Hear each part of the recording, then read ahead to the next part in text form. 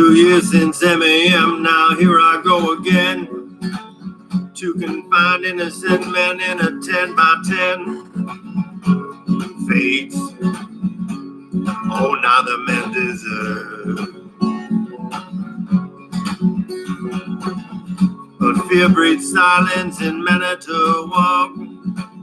You don't say nothing cause you know you're cops, but someone knows something, yet everyone plays ball.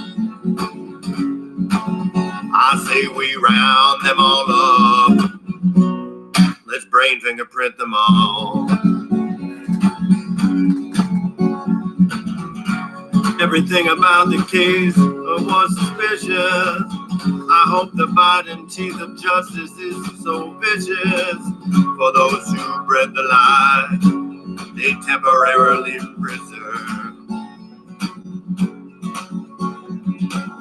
From time into typos to Brendan's so-called confession, to the fact that Peterson was out of town when she went missing. How can we forget Andy, Sam, William, Henry Cole? I say we round them all up. Let's brain fingerprint them all. So much planted evidence now anyone can see. The magic bullet and blood in the RAV. And even evidence that defies gravity. The key that turned up 7 searches later with none of her DNA at all. Let's brain fingerprint them all. I say we round them all up. Let's brain fingerprint them all. Who's pulling strings? I want to know that top rank. For those who pay attention, all the unbanked stank. And those that are smiling, they always knew who would take the fall. I say we round them all up. Let's brain fingerprint them all. I say we round them all up. Let's brain fingerprint them all.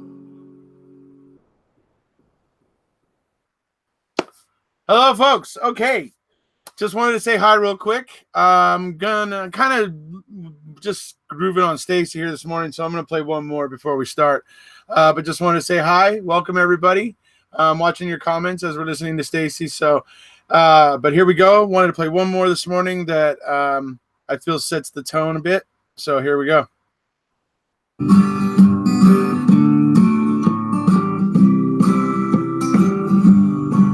How do you pay a debt for someone you owe 36 million? You don't, it might as well be a bajillion. Oh, this is what you do. You charge the one you owe with murder. The debt goes to.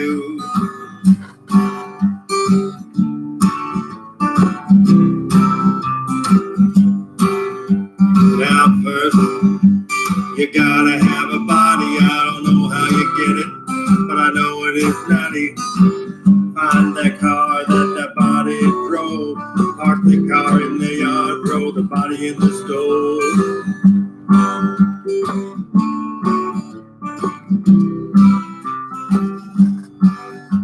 Now this part, overemphasize I can. You got to have law enforcement that likes to plan. Oh, I mean, not by me. Talking bone, gun, bullets, a car and a key. How do you pay a bill for someone you owe 36 million? You don't, it might as well be a bajillion. Oh, this is what you do. You charge the one you owe with murder. The debt goes to.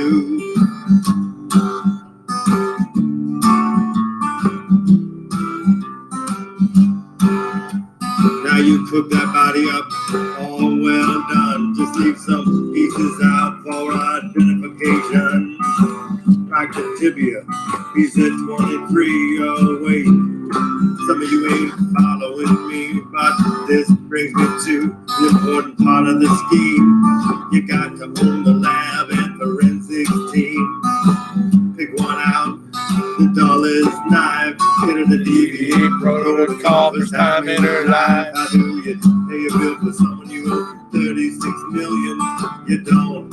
might as well be a gajillion. Oh, this is what you do. You charge the one you owe with murder. The debt goes to.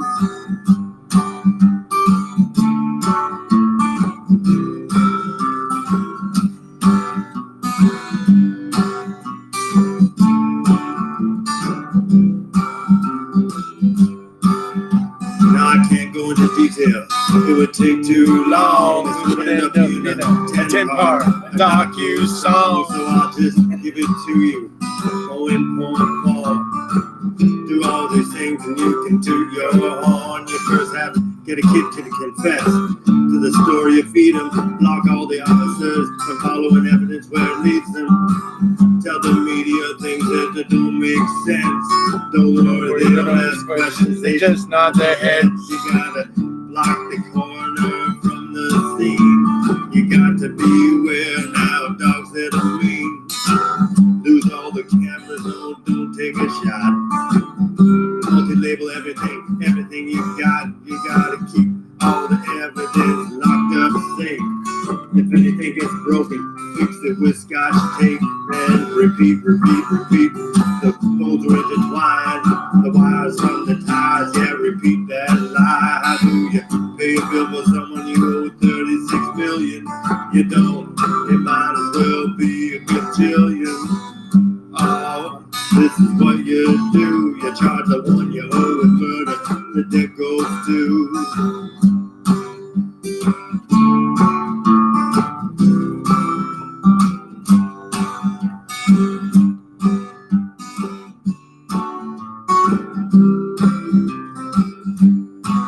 Now say you get away with all this stuff, but 10 years later, you just don't have enough. Go write a book, try to cash in, don't worry about the ethics. There's none in Wisconsin. Cause if there are, you would have been a jail then sued from all the domestic violence victims that you abuse. How do you pay your bill for someone you owe 36 million? You don't, it might as well be a gazillion.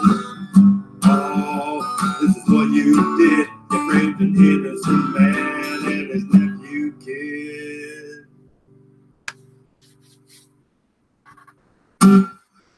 Yep. Stacy has a real good way of putting very important points into songs, and I love his stuff, man. And I know a lot of you do too. So, hello everybody. How you doing? We are here today talking about Lynn Hartman. You know, there's been people asking me. Yes, I've seen the Sun article. I've gone through it. Truly, for me, nothing new under the sun. I've seen it all before. I mean, Lynn has brought this stuff out before. It seems like maybe this time, like people had forgotten about her. Even like the supporters or whatever had forgotten about her, you know? And she's just something else, man. She's just, to me, I see her as just attention seeking. We'll go through like some of her decision making. You know, it's just, to me, her decision making is very suspect. I mean, she was leaving, she was getting divorced. She was leaving this law enforcement officer over in Nevada or whatever. He was in law enforcement. So she's running away from him, and she runs to the arms of a prisoner in prison, albeit a now famous one because of a Netflix documentary, but it was still basically running to the arms of a prisoner. So, I mean, and that's just the first and foremost of the questionable, you know, decision making of Lynn Hartman. But so, I mean, I don't know. We're going to talk about a lot of things here. And mainly I'm just going to point out that, you know, nobody asked Lynn Hartman to get involved in this.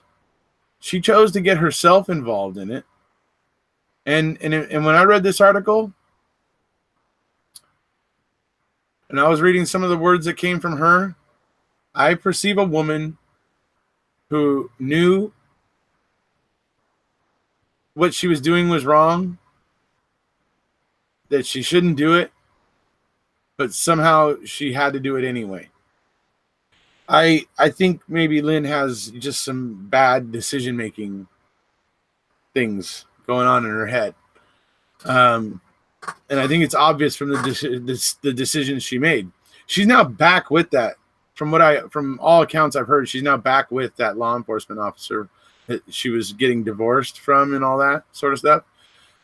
From what I heard, she is now back with him. So we're going to talk about a lot of things here, mainly about Lynn's decision making. Basically, the situation that Steven's in, being a prisoner and having no freedom, and not having, in a lot of ways, sophistication emotionally, sexually, whatever, a lot of things, because he's been locked up almost his entire adult life in prison, most of it wrongfully, and, well, seemingly wrongfully. Certainly 10 years of his first conviction were definitely wrongful. And so you got this guy who's been locked up most of his adult life, hasn't been able to develop the kind of sophistication, and he hasn't been able to develop the like EQ, the emotional quotient, with women, with with everybody, with people, with the way that he acts. He's just not been able to do that. He's been, like I said, locked up most of his adult life. And so that's why this whole Lynn situation was, it plays on Steven, because number one, he has this, what he considers a very beautiful woman paying a lot of attention to him, and he falls in love with her, basically. And of course, he acts like a little kid, like a bit like a spurned teenager when it all goes south after Dr. Phil. And we'll go into a lot of this, but for me, this is all just it's a train wreck of a situation. And Lynn's trying to say Steven's evil, and Steven's publicly saying that Lynn's a gold digger and a this and a that and whatever, yet he was still sending her letters. And, it to me just shows Steven is a teenager still. When it comes to women and that sort of stuff and relationships and that sort of, he's a freaking teenager. Okay? Let's not kid ourselves. He is. So, all right, let me get my monitor a little closer here. Check out the chat a little bit before we move further on here.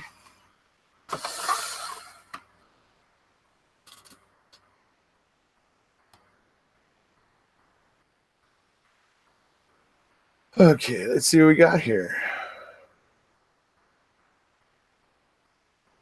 It's embarrassing that the Sun is an English newspaper. The Sun is the height of Britain's journalistic integrity. Yeah. So is the Inquirer, right?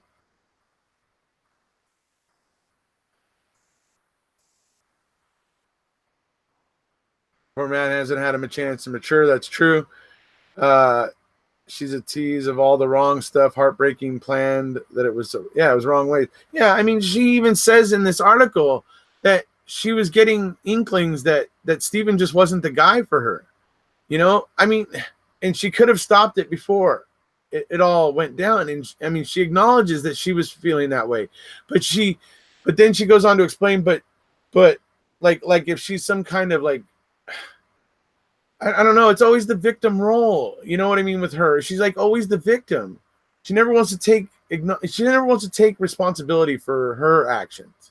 And that's the thing about Lynn that bothers me the most, because she's like acting like she had this inkling and whatever, but she just went along with it because she didn't want to hurt anybody's feelings or whatever. It's like, what? You're screwing with a guy who's in prison, and Jesus, it's mind-boggling to me, really.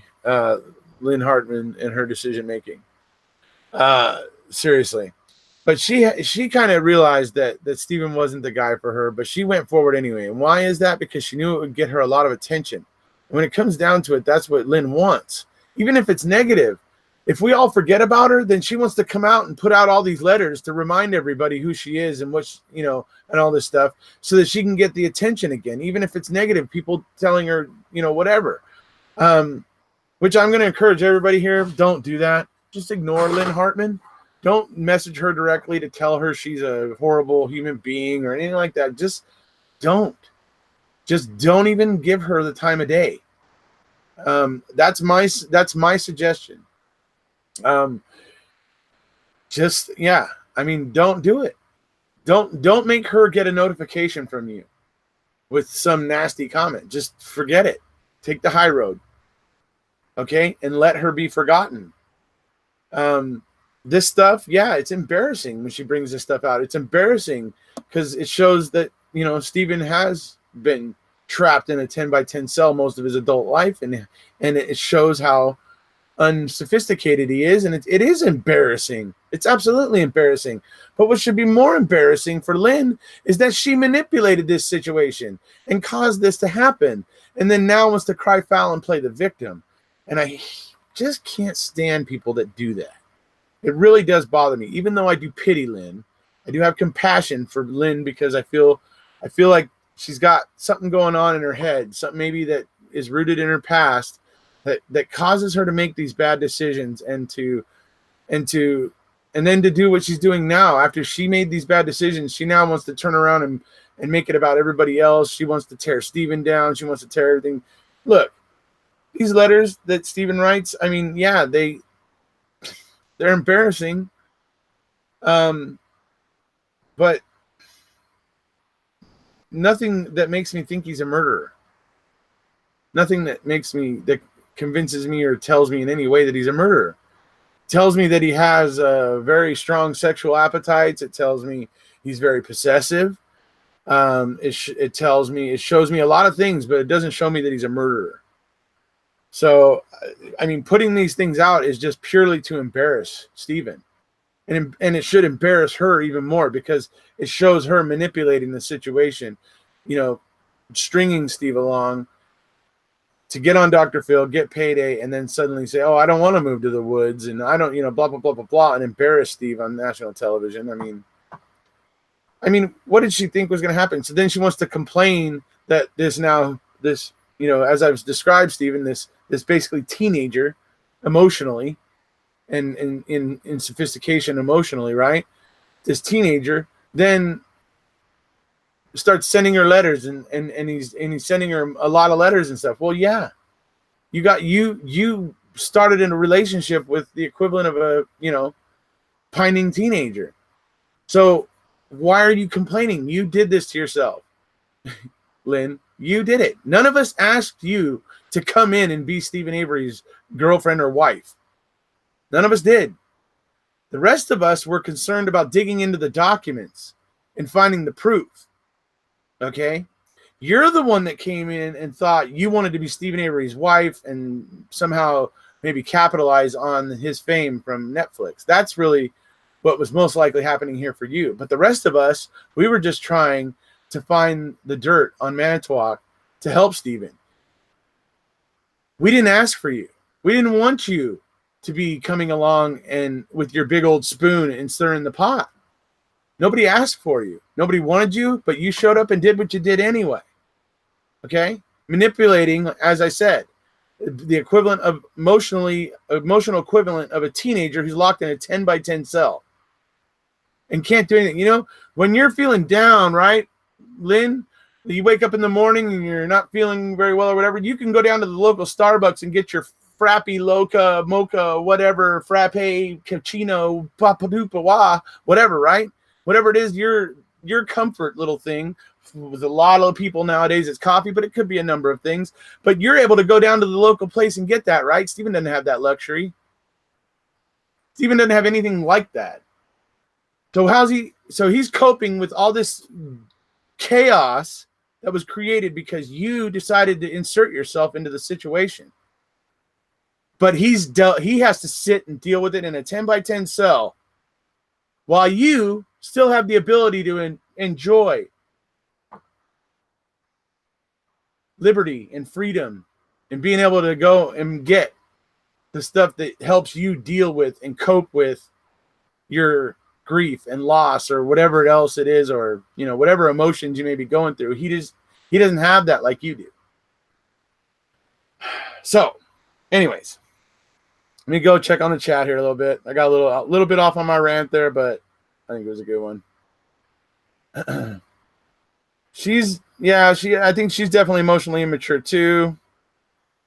Clout chasers, yeah, she definitely seems to love the attention. And then even when it's negative, then she can play the victim, which she seems to really love to do. So I mean, yeah, I pity Lynn. I really do. I mean, I pity her because she's really. I mean, her decision making in this is just pitiful, really bad. Unless it was all scripted, unless it was all planned, in which case she's diabolical. And either way, it's not good for her. But no matter what, I still pity her for allowing herself to be sucked into all this and making the choices she made to land herself in this. We'll let Erekose answer that. Forgive my ignorance, but does anyone know if she's monetized her romance with Stephen Avery by any means other than media appearances?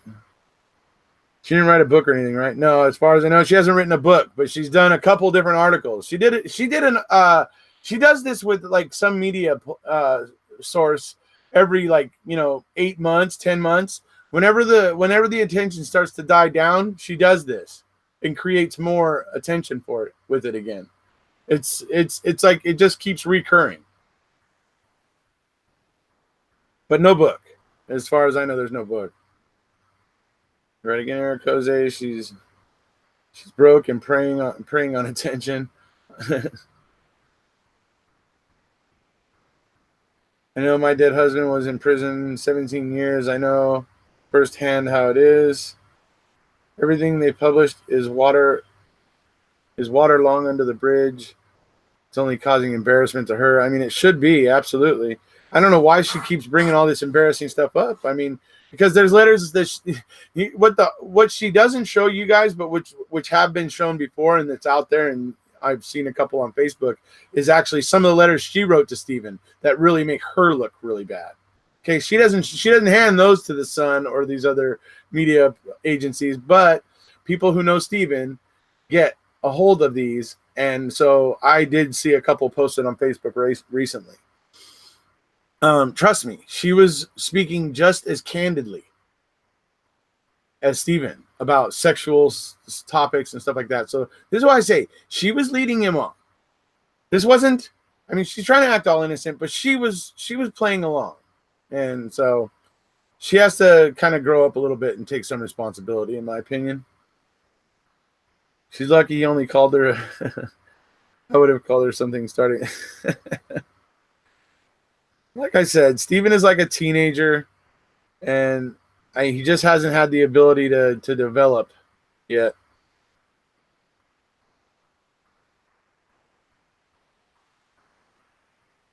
All right, let's see here. Forgive my ignorance, but does anyone know if she's monetized her romance? Oh, no.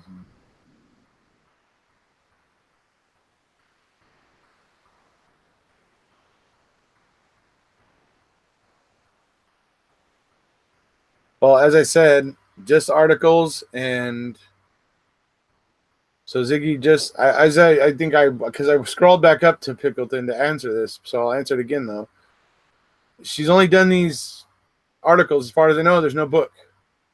Never seen a book anyway.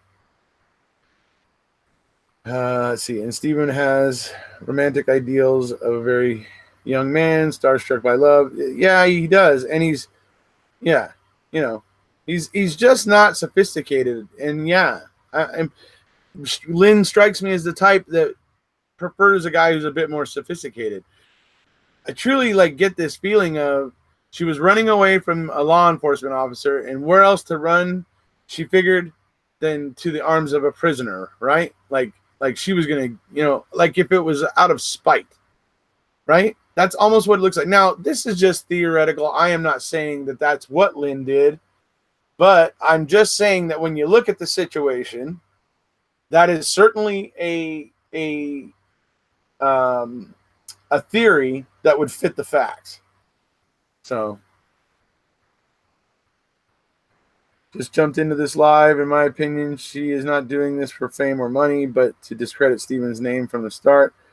Well, like I said, this could have all just been planned. This could have been her plan from the start to make Steven look bad, to lead him on and make him look bad. I have said that, in which case she's diabolical, which, like I said, either way makes her a very very loathable person. Yet I still pity her to some extent.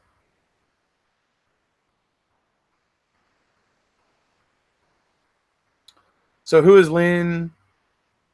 Is she relevant in the case or something? If not, why is she subject matter in so much? Just saying. So, hey, what's up, Ripper? Good to see you, buddy. You don't know who Lynn is? I think you do. So, obviously, those of you who don't know who Lynn is, most of you who have seen Making a Murderer 2 know that episode 4 deals a great deal with Lynn. It shows her coming down to see Steven at the prison. It shows what went down on Dr. Phil and all those sort of things. And so Lynn, is now kind of part of the case because she inserted herself. She inserted herself and she continues to insert herself. So the only reason I'm talking about this right now, Ripper, by the way, just so you know the context for why this video is happening, is because she recently, once again, sent in like some letters and did an interview with another media organization or whatever, and that has been getting posted and linked all over the place, and people are constantly asking me about it because they don't know. Some of these people are new. They just watched MAM2 and they haven't gone through 10 months ago when Lynn did this before and put all these letters out 10 months ago. They weren't around for that. So I'm just doing this video here to give people an explanation of who Lynn is, where she comes from, what she is, kind of thing, to allow them to be able to understand and put her statements that they see in these press articles into context. So hopefully that helps you understand, Ripper. Good to see you, though, by the way. Thanks for being here. Hey, Torres. I know who she is. I still have every...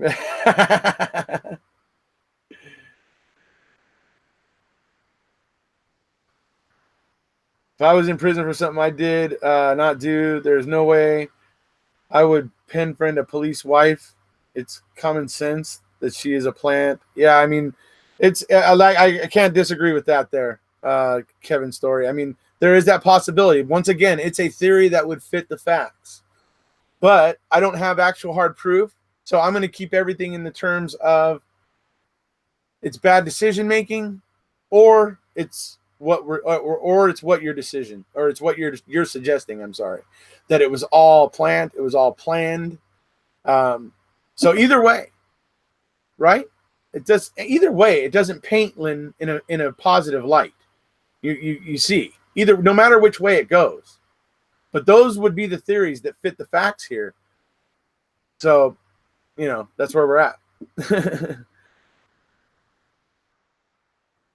I heard she never divorced the guy. That's what I also heard, that she's still with him, right? I've also heard that role. You said it, but I think the best thing is not giving her a tweet. Don't feed it. That's what I would encourage everybody to do. Don't give her your hate or anything like that. Pity her. Okay? Pity her. She will hate that. She will truly hate that. She will hate being pitied by people. She would rather that you hate her so she can play the victim. Right? Just throwing that out there for people to consider. Okay? But trust me, the best thing to do is to not feed her. And this monster wants attention. So to starve the monster, don't give it the attention.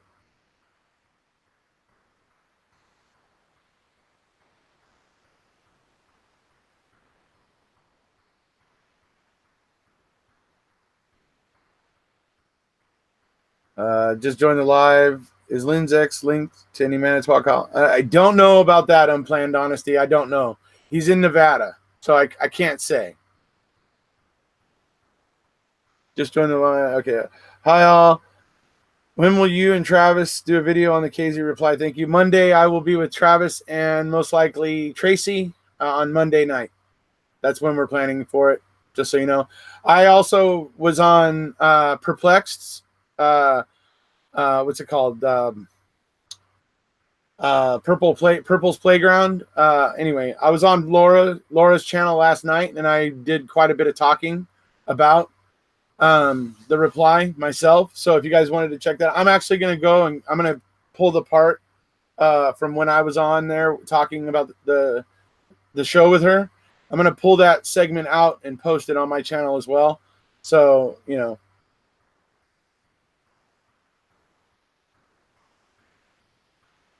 Hi, Gloria. 5 days to clean. Sounds like BS. Oh, yeah. See, that was another thing she said in there. She tried to make it sound sinister when that was a weird part too. Here, let me see if let me pull up the wording of that exactly on that.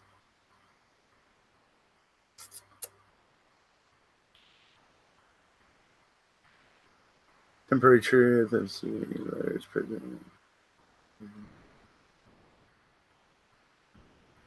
Let's look for this.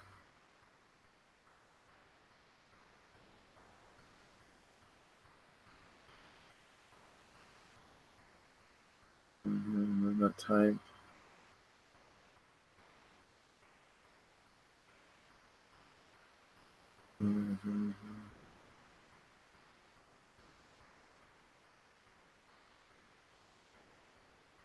I was just looking for that.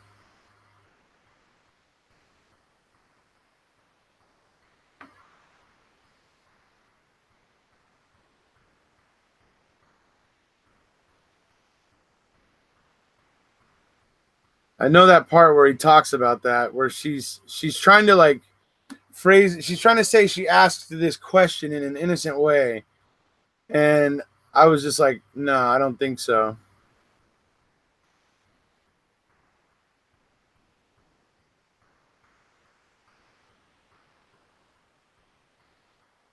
Here it is. She says, I said, half joking, right? As I believed he was innocent at the time. I don't know that she ever believed he was, honestly. People say the only reason there was no evidence in your trailer was because you had 3 days to clean it up. Is that something you would say to somebody you were going to visit for the first time if you thought they were innocent? I mean, really, would you ask that question? Let me put it another way.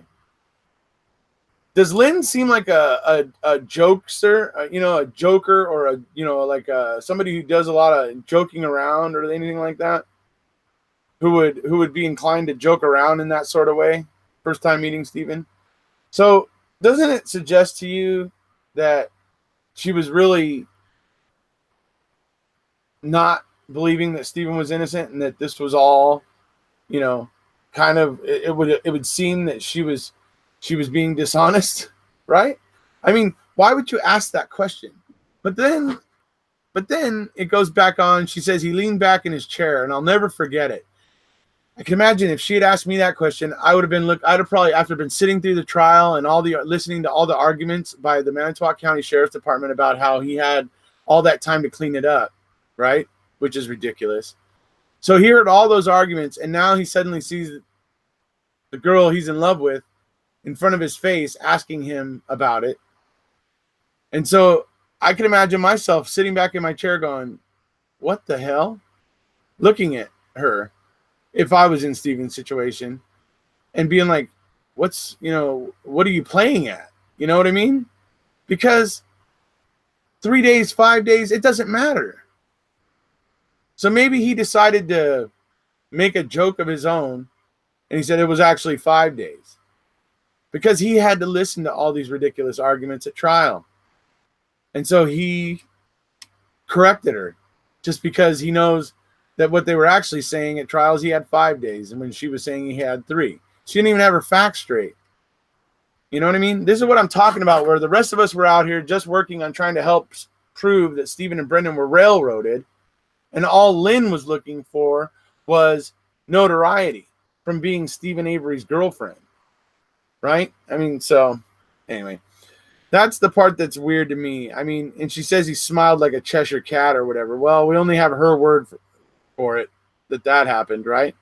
So that's another problem there.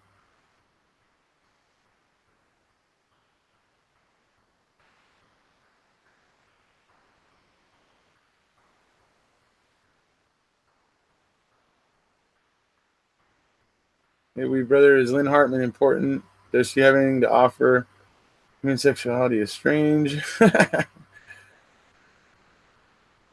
I don't know why you'd have any trouble watching it. I do one video that blocked. Would Lynn be attracted to Steven if he wasn't a convicted murderer? Well, the thing is that she talks about in this article that she talks about how when she was on Dr. Phil and they asked her what was the first thing she thought when she saw Steven, and she says, and I just came up with, he looked like the cutest little teddy bear I'd ever seen. She goes, but what was actually going through my head the first time I saw Steve? See, she betrays herself by telling us what she was actually thinking, right? And so she says, what was actually going through my head the first time I met him is, Christ, he looks like a teddy. And she didn't mean it in a good way. She meant he looked short and he looked like a teddy bear, right? And so she didn't mean it in a good way. So, I mean, she got herself into the situation, and to be perfectly honest, I don't know how she didn't see this coming. You know, I mean, Steven is Steven. I mean, there's pictures of Steven. I don't know how she expected, what she expected, if he was going to like turn into Prince Charming while she was on her way to the prison and suddenly have long, flowing, beautiful locks or something like that. I don't know what's in her head. What's in her head, right? It's weird. What she did was completely odd, and you know, and I only offer all this for those of you who have not seen Lynn's antics before, for you to understand. This is her game. This is how she is. This is what she does. So I know a lot of people were very disturbed when they saw this article because they haven't had the ability to process it, like a lot of us who have been following this for the last 3 years, 2.5 years, whatever. You know, 2015, yeah. So 2.5 years. So I mean, they have, you know, the people that haven't been following it like us and seeing what Lynn's been doing, they don't know how to like really understand this bit. She also said that they told her to say that thing about the teddy bear. Keep in mind that Steven's humor will be juvenile, like his notions of romance, stunted by the system. Absolutely. Dollar signs are in her head. I think that may be true. Power is in her head. Power is in everyone's heads. Hi, Allie. Just saw you here listening while plucking eyebrows. Interesting. So, hey there, Allie. How you doing? It's pretty. I'm pretty certain that Lynn made up that part about their first visit. Yeah, that or she's misrepresenting it in some way. I'm sure. Absolutely. I don't feel she's able to be honest. Okay, she wasn't honest with Steven when she initiated this whole thing. She wasn't honest with supporters when she invaded our, you know, the supporter world. Those of us who were just interested in getting the proof and getting Steven and Brendan out. We weren't looking for personal relationships with you know, Steven or Brendan, but she kind of invaded everything and then took her big old spoon and gave the pot a big old stir and then bailed and then played the victim after all the, you know, chaos she caused, and then wanted to play the victim's role. So it's ridiculous.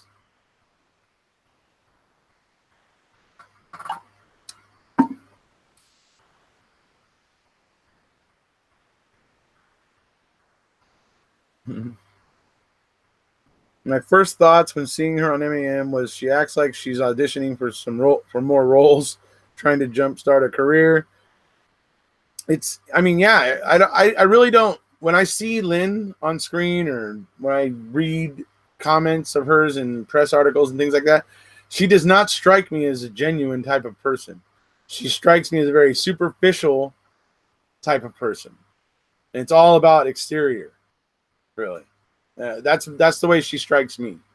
So It's like she set out to play a role, bad actress. uh,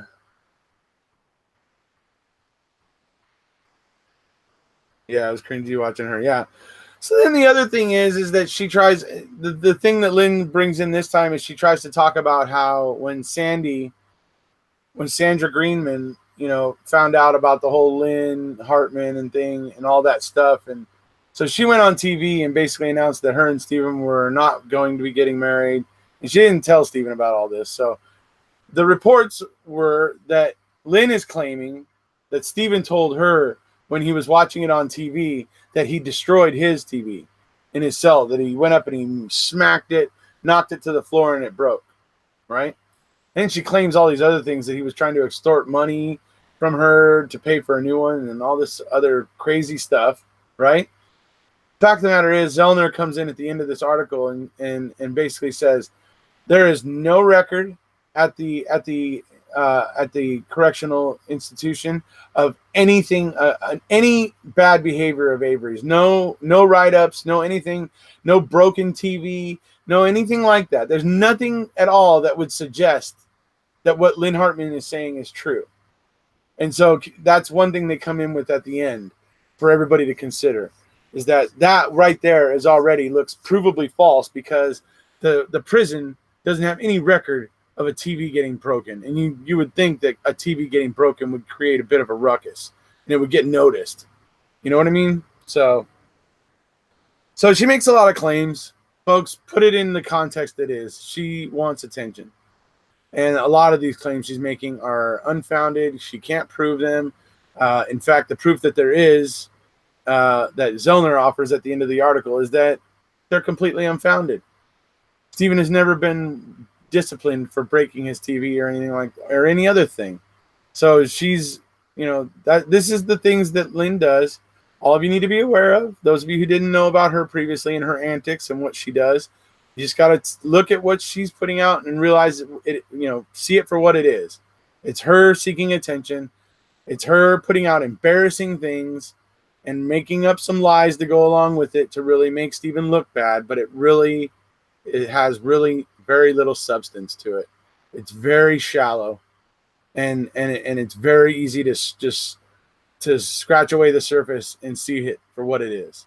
And she's a fraud.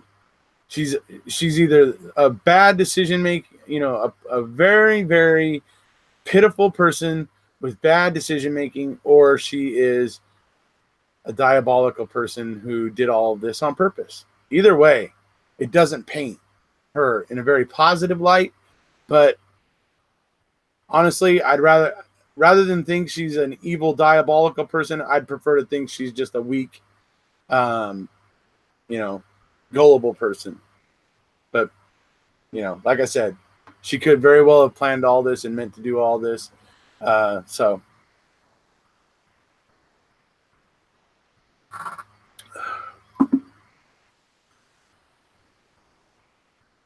the newspapers in the UK seem to be loving what she says.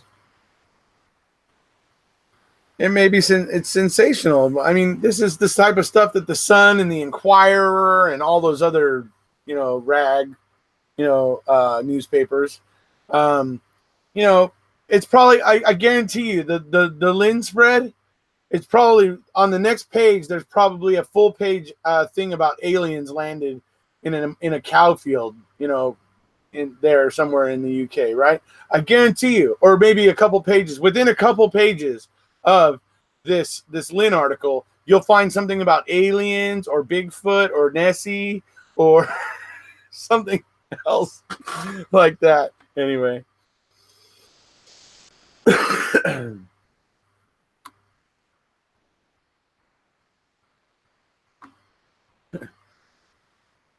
So, anyways, that's what I'm talking about with tabloids. So, anyways, I know when I was a kid, I used to pick up the Inquirer and look at it when my mom was going through the checkout, and I swear, it's it was either half the time it was aliens, or it was Bigfoot, or it was Elvis was paying somebody's bills, or he was doing their dishes, or he was haunting their home, How many? It was uncanny how many times it was Elvis, too. But anyways, that's what I remember all those things doing anyway. Well, we know Kucharski's got the connections with the aliens, right? He thinks it's highly plausible that aliens put the key there, right? So the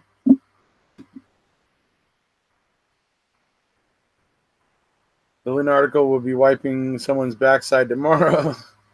Yeah, alien. Yeah, alien is my husband or something. Right. Yeah. Good to see you. I'm out. I've got UFOs and aliens flying around. Hey, make sure we want that burn barrel video, dude. But we'll see you, buddy. Good to see you. The Elvis thing was true, though.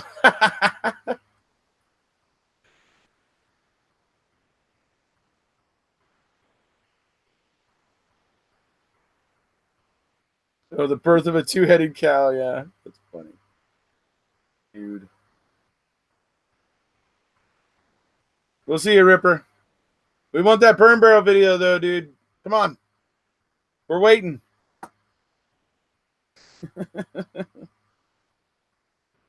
So, I don't know. Does anybody else have any kind of specific question about Lynn? Because I think I've gone through pretty much everything that needs to be said about Lynn to understand, to put all of her little antics into context. I think we've covered that. Just remember, Steven's stuck in a 10 by 10 cell. He does not have the means to cope with his feelings of loss, being spurned, anger, regret, all that. He's in a 10 by 10 cell and doesn't have the type of liberties and freedoms that Lynn has to help her deal with her insecurities and whatever else, right? So she has basically poked a animal in a cage with a stick. Really, that's essentially what she walked in and did. And it's like I said, Steven hasn't had the chance to develop in the real world. He's really still just a teenager mentally, especially when it comes to women and relationships and sex. And so his comments don't surprise me when I see him writing in the letters. Oh, thank you so much, sir. You're very kind. Thank you. Well, thank you, Johnny. Thank you, Ripper. I appreciate that, buddy. Everybody who doesn't know, Ripper is the one who convinced me to start doing YouTube videos. So thank you for that, Ripper. Ripper and I have been friends for a while. And, it'll be great to see him eventually give us the comparison of a burn barrel and an actual open fire from over 1,000 yards. Eventually, I'm sure he's going to get that to us, and I'm still very, very interested in seeing the difference myself, because it's going to make a big deal of what the fire that Josh Rodant says he saw at the Avery's that night, what it would have looked like. So I'm very excited for Ripper there to go ahead and get that for us. But thank you again, buddy. Thank you for being here. Thank you, very kind donation there. And we look forward to seeing you here again, dude. Thanks.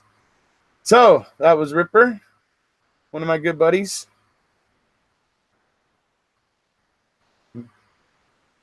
Sorry, Ripper, you said I'm out.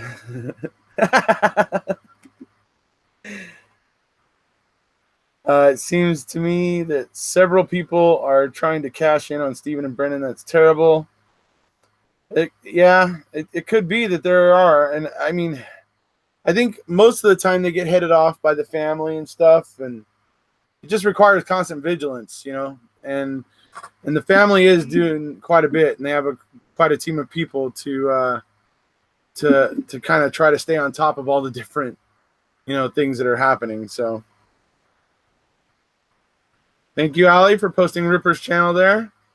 Those of you who are into gaming and stuff like that, recently I noticed he was doing a lot of stuff about Red Dead, which I love that game, by the way. Don't want to get too much off onto that topic here, but anyway, I do love that game. So if you guys are into like the gaming stuff and everything, he does that live gaming over on his channel and stuff. So if you're interested, go check that out. Erekose, are Steven and Brennan almost out of chances to get out now? I would say no.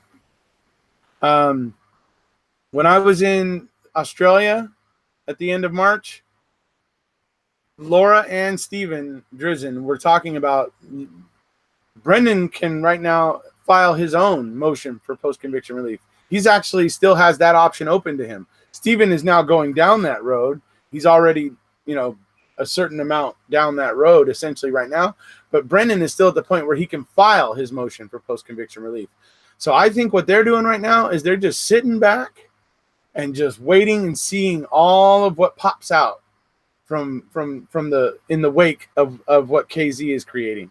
So they're just sitting back and waiting for all the little gems that pop out during her little investigation. And while she's making her run at this with Steven, they're just going to sit back and collect all the things that will help them.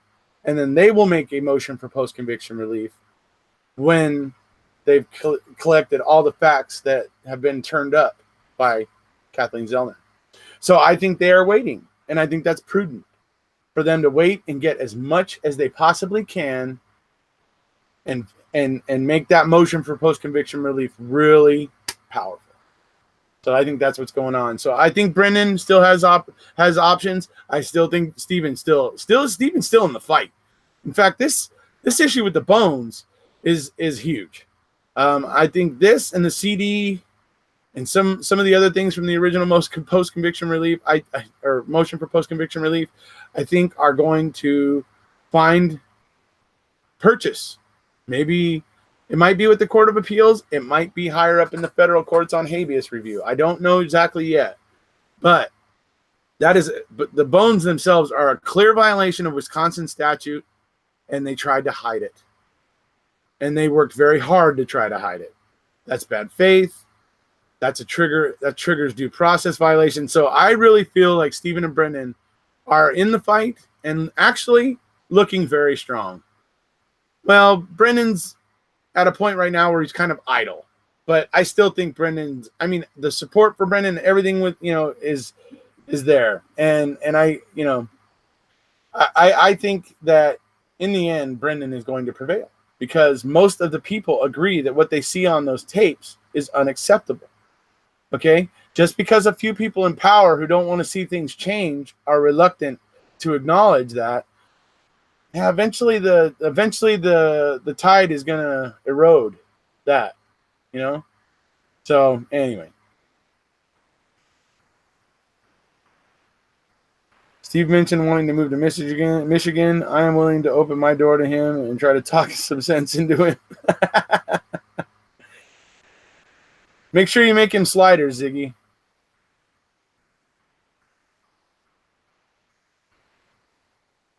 He has property somewhere, so I'm sure he is out of Wisconsin. He should get out of Wisconsin. I mean, he should have done that before. It breaks my heart that they have to wait. Well, maybe, but on the other hand, Julie, I mean, they're just waiting to see what comes out in Zellner's wake, right? I mean, why not?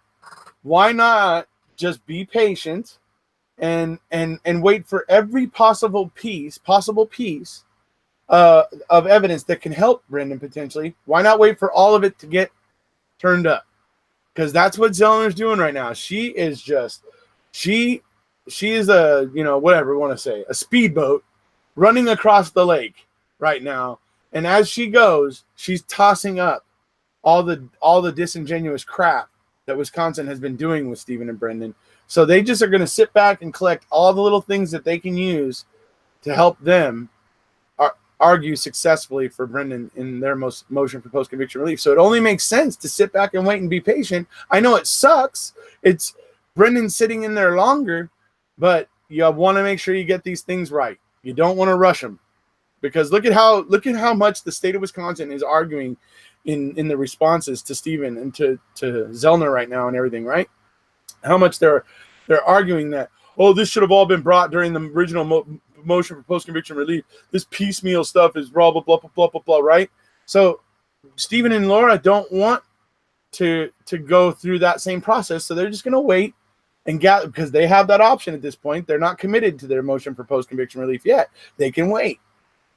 and they got time to file it, so they can get all the possible things that will help Brendan that get turned up between now and whenever Stephen gets out or whatever it is that ends up happening, and then they can gather that all together and file a very successful petition for Brendan, right? So that's the way I see it. Oh, thank you, Cecil, and you're so welcome. I'll take him to Slider. Let's see. They will ride on the waves from the Zelnami. There you go. They will be home, and maybe not as soon as last year, or should be 10 years ago. They will win. I have hope in my heart. Let's see. Peace them to death. Do whatever it takes. Hit the state pilot on. Soon they will be drowned. Yeah, but just remember is how the state keeps arguing that it's better when all this stuff gets brought in one motion, because that's the way Wisconsin wants to see it done by statute. They want it all to be brought in one motion, blah, blah, blah, blah, blah. And then if you don't, they like to throw around that procedurally barred, those words and everything. So it's Laura and Stephen are going to make sure they got all their ducks in a row. That's what's going to happen here. Just because they're not going to want to, they obviously have seen and are learning from some of the things that they're seeing Zellner encounter. They're obviously anticipating that they might see similar things when they try. So I think they're going to make sure they get every single one of their ducks in a row before they do anything.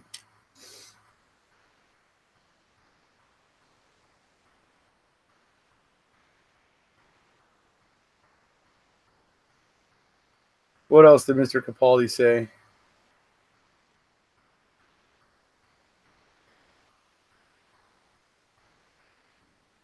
Psychopathy is traditionally a personality disorder characterized by persistent antisocial behavior and impaired empathy and remorse and bold, disinhibited, and egotistical traits. Yeah.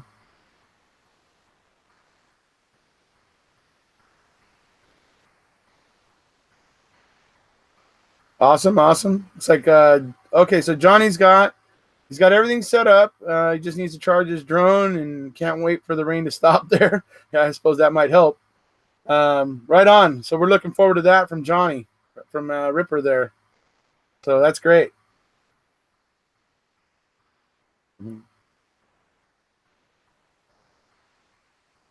I think Knight Rider and Drizzen are on top of things.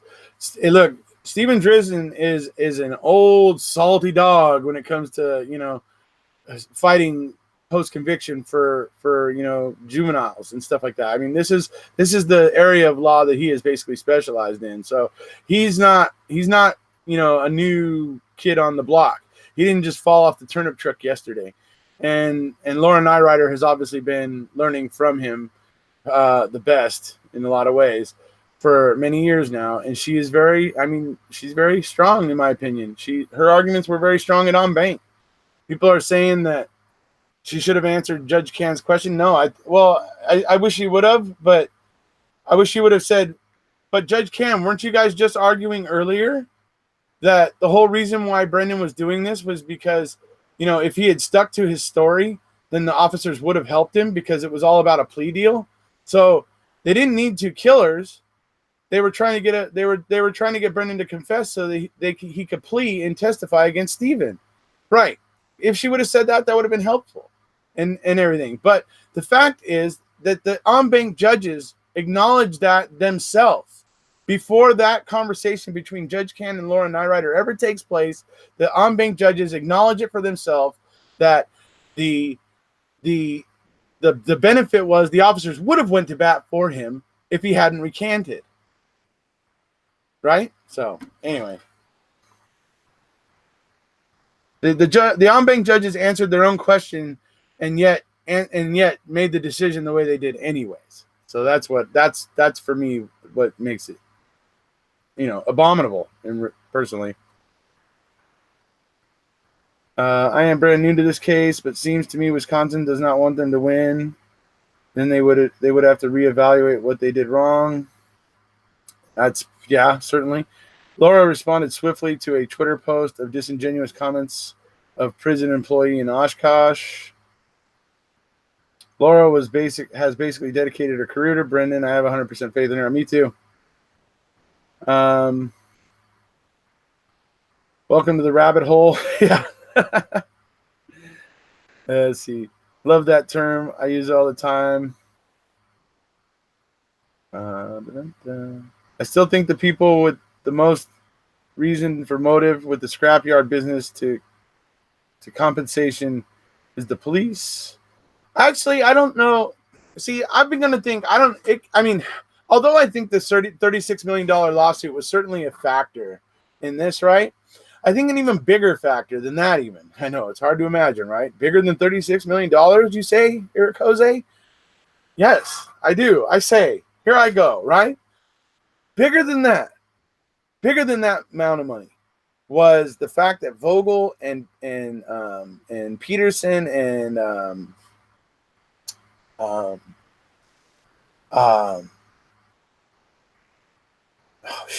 original chief of the Manitowoc County Sheriff's Department in 1985, those depositions were going to happen, right? And they were going to get deposed, and ultimately they are the top of the chain of command. So the questions that were going to come to them were going to be a lot tougher questions than they were for the underlings that had been getting deposed. I think it was all mainly to stop those depositions. They did not want to be rooted out. Okay, and that was what this was meant to stop. Was really, for me, it was meant to stop those depositions. As much as it was about the 36 million, it was about stopping those depositions. So, Kaseric, this one.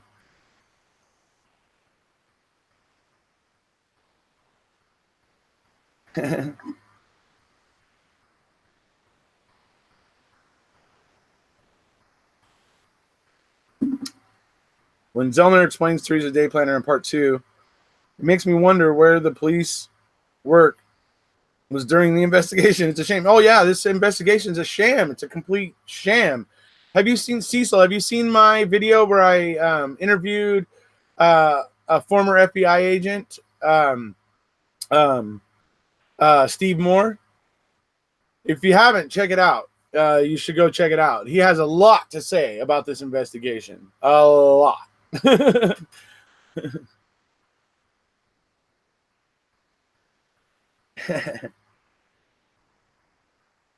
Yeah, you did, Ziggy.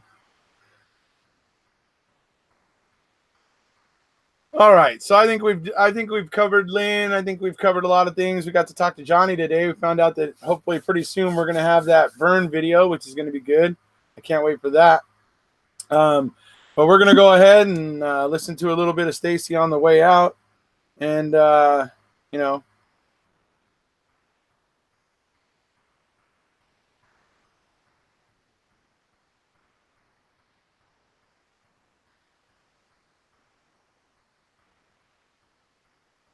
Go with this one. If you haven't already, folks, please hit subscribe and enjoy Stacy on the way out here.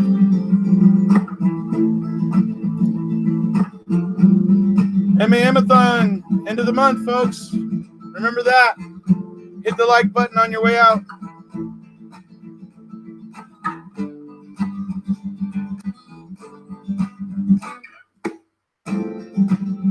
Still now me coming in the form of a wave. Gonna expose another crooked DA. Wrongful convictions, she wears a cape. She's a true life hero, one we should emulate. Always standing up from a very young age. She felt strong enough to defend the weak, the depraved. She's a fighter for justice her whole life long. She does the hard work and then she proves them wrong. Gonna prove them wrong. She's gonna prove them wrong. They'll never coming so soon. Oh, now it won't. Oh yes, we know it's not easy, even when you got a track record like Quincy. You gotta dot your I's and cross your T's. You only get one chance to bring them to their knees. You got Luke and Burroughs, Billy Waddell, you got Devon Jackson too. Saunders and Bradford, Larry and Calvin, the Allen brothers too.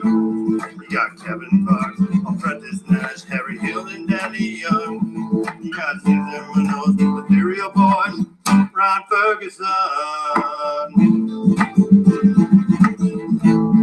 And the list goes on. I said the list will go on. Seldom coming so soon.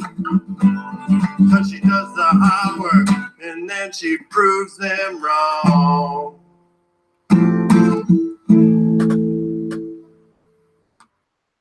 And for Brendan.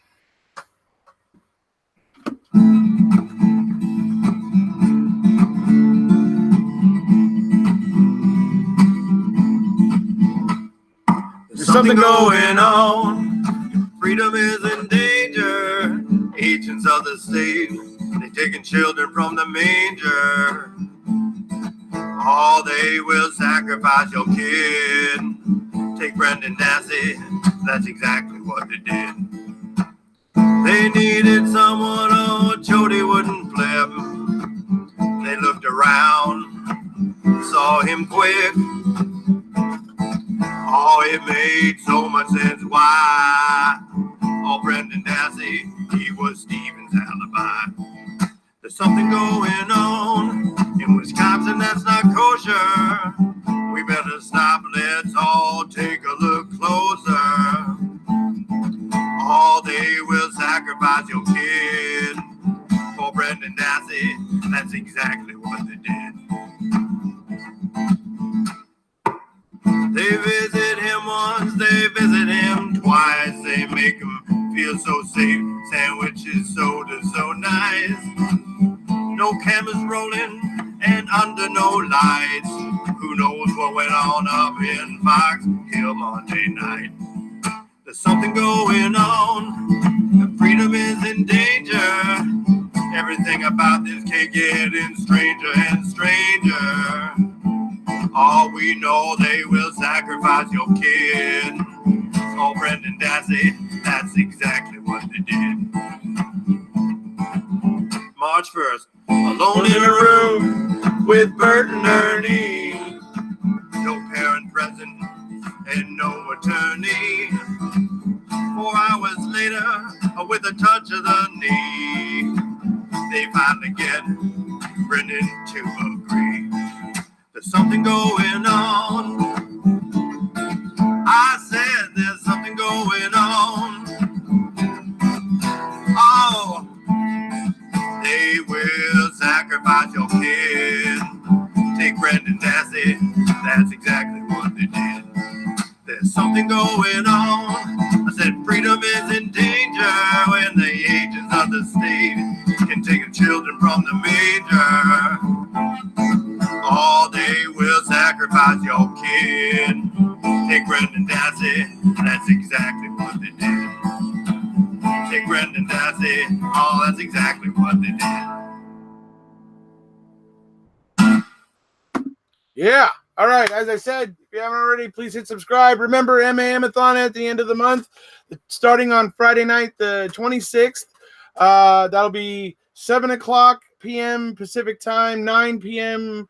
Central time, 10 p.m. Eastern Standard Time. The rest of the world, I think you'll have to try to figure out your times accordingly, or we will end up fleshing that out for you here over the next week. So anyways, remember MAMathon coming up at the end of the month. Please hit subscribe, and everybody, thank you for showing up and thank you for being here. You're all awesome. And we'll see you next time.